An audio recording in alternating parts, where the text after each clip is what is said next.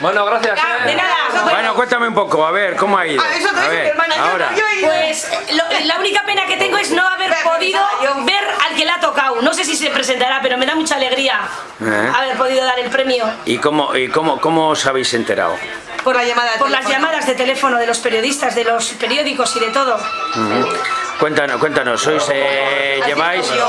poco la historia, el estanco Isquiña, lo Bueno, pues regentan lo regentamos hace muchísimos años. las hermanas Razquis. Las hermanas Razquis, sí. Y ahora pues llevamos 3 años aproximadamente vendiendo la lotería telemática. Que es posiblemente bajo el sistema del que ha tocado, ¿no? Exactamente, exactamente. Y me comentabais que os gustaría conocer quién Conocer a quién le hemos dado el premio, efectivamente. Que posiblemente sea una persona que solo tiene un décimo, ¿no? Es que será lo más posible que solo tenga un décimo. ¿Y qué ha supuesto para vosotras esto? Pues mucha alegría. A ver, Maite y Yolanda. Sí, a ver, cuenta. No, yo no cuento nada porque yo soy muy sosa. No.